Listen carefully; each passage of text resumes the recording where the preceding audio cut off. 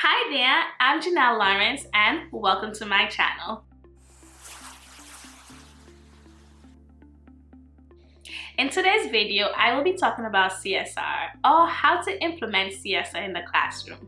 If you're looking for a general video on CSR, please go to my description box below. I have the general overview of CSR linked below. Now, in today's video, I'm specifically talking about the during the reading stage of CSR. For those who don't know, CSR stands for Collaborative Strategic Reading, and it is a set of reading strategies or instructional strategies aimed at teaching reading comprehension, vocabulary acquisition, identifying the main idea and gist, questioning techniques, synthesizing techniques. CSR is the jam, all right? CSR is about teaching students how to properly approach the reading process so that they can become stronger readers. CSR is broken into 3 stages: before the reading stage, during the reading stage, and after the reading stage. This video is looking at during the reading stage. So far, we have done the before the reading stage and how to preview the text. That video is linked below if you want to visit it. We also did identify clunks and changing them into clicks, or rather vocabulary acquisition skills. If you want to see that video and how CSR approaches that skill, please watch my previous video. It is also linked below. But today, I will be covering how to get the gist using CSR techniques. I didn't want to sound like a ninny, but I did not know what the gist was until I started teaching CSR. Like, I know the term, give me the gist, or give me the gist of the story, give me the short of the story. Like, I understand that, but the gist is actually an ELA term. It is actually a thing, and you have to know what it is in order to teach it. So what is the gist? The gist is similar to a summary. However, it only includes about 10 to 15 words, and it doesn't include a lot of details or any details. It's basically the subject plus the main idea. I don't know if I've mentioned this before, but this is my 5th video on CSR and my 3rd on teaching a CSR instructional strategy or skills. If you have missed those videos, I have them linked in my description box below. For those interested in how to put it all together in CSR from what we've done so far, so the before the reading stage or the previewing the text, the during reading stage where we are right now, that is how to change clunks into clicks, or rather vocabulary acquisition, plus this get the gist version. Please continue to watch. I am going to put it all together. I'm going to do a voiceover, and you'll see the slides of how I have it in my classroom and how I teach it to my students in my classroom. So here's my lesson on getting the gist. Getting the gist is the skill. But I, as a social studies teacher, for those who don't know, I teach middle school social studies, I have to teach my content. CSR is a tool to help with reading comprehension, but it's also good to help students gain content knowledge. This is why I promote CSR so much. I'm not an ELA teacher, but I do teach content. I teach social studies. So this is how I will do it. I'll introduce the topic by giving the focus question for the day. How does the archaeological record shape our understanding of prehistoric hominids? And our learning target is I can use CSR to get the gist as I read about prehistoric hominids. Now this part is me teaching, but this is also a CSR strategy. It is previewing the text. Right now I am teaching, I'm going over content, I'm introducing the topic, I'm going over important vocabulary. I'm teaching. This is part of the previewing the text. Some people think that previewing text is just read the title, give them a few definitions, and then read it. But previewing the text is about teaching the topic, teaching the content. It's about engaging students in the content. So I'll go over some key vocabulary. Prehistoric, it comes up in the reading, or does it? But it's a very important vocabulary word for them to know. It's also part of the learning targets. and focus question. Go over the definition, also go over hominid. I will also point out that we're reading about Lucy, who was a hominid, and specifically she was that one in that image. So I'll point that out to my kids. And we're learning about Lucy today, and she was an early human Australopithecus afarensis. All this is again me developing their content, me preparing them to do the work. Outside of that, we're doing CSR. Of course, we just preview the text. There is a worksheet of associated with this, so they could fill it out. They can do a turn and talk. They can do a brainstorm. They can make predictions about what they think they're gonna learn. This is, of course, after I give them the reading, they have to read it in front of them. I will also explain to them that so far we have done click and clunks. We're not working on that skill today, but they can still use those strategies that they learned to help them with the reading. Today we are learning about get the gist, and I'll make sure I point that out, and I'll explain that getting the gist is about finding the most important who or what, find the main idea, write a brief statement, and then I give them the worksheet. Now if you want this particular worksheet, it's in my TPT store. I'll put the link in the description. So, no, there are 5 worksheets in the pack. The first one is for previewing the text. The other one is click and clunks during the reading, questioning, and then the overall one that you do when the kids know all the skills and they're working together as a group collaboratively to complete the reading. So when I'm teaching Get the Gist, I print these out for my students and I give them to them. It has the directions and it has all the scaffolds they need to get the gist. Then I will go over the reading. The students are reading Lucy Ethiopia Star Skeleton. Make sure you let the kids know that they need to read the context. I have middle schoolers this year, 7th graders. They never read the context that's given, and it really hurts them. That's also part of previewing the text. So the context. Lucy, the skeleton of an early human ancestor, Australopithecus afarensis, was found in the western Afar Rift, Ethiopia, in Africa. The archaeologists who found Lucy's remains named her after a popular song. Then, this is the actual article where they're going to find the gist. As I read, I also will model like me underlining the main idea or important details because I'm going to use that to help me fill out the information. So I'm going to look for the who's and what, who or what. I'm going to look for the main idea, and then after underlining those important information, then you can use that to write the gist. And remember, gist is about 10 words. All right, I aim for 10 to 15. So let's see how we do. How did one of Ethiopia's most famous residents come to be named after a Beatles song? It all began on November 30th, 1974.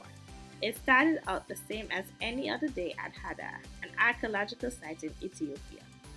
Paleontologists Tom Gray and Donald Johanson were exploring an area where they found fossils before. As they walked along surveying the area, Johansen noticed a small, broken piece of bone sticking out of the ground. As he examined it, Johansen realized that the bone was anatomically similar to a human bone. As the two men continued to search the area, they realized that they had found about 40% of a skeleton and one that was well preserved. Alright, so now I'll find the most important who or what. Caveat. I am not an ELA teacher, so sometimes I make mistakes, but as a social studies teacher, this is what I want my students to do. So the most important who or what was Tom Gray and Donald Johansen. The main idea I'm going to take from the reds and write one, clump it together and make one main or central idea. So Johansen found a piece of bone sticking out of the ground which turned out to be 40% of a skeleton. Now the gist is going to be small, is a combination of those two but with 10 words. And I have Tom Gray and Donald Johansen found 40% of a skeleton. And that is 1, 2, 3, 4, 5, 6, 7, 8, 9, 10, 11 words. Not bad. So this is the I do. Then I'll probably do another one with the kids, or another one, or maybe I might do a we do. It depends. I teach social studies, so a lot of the times I get the benefit of them learning the skill already or seeing the skill already in ELA, and then I just have to remind them in social studies.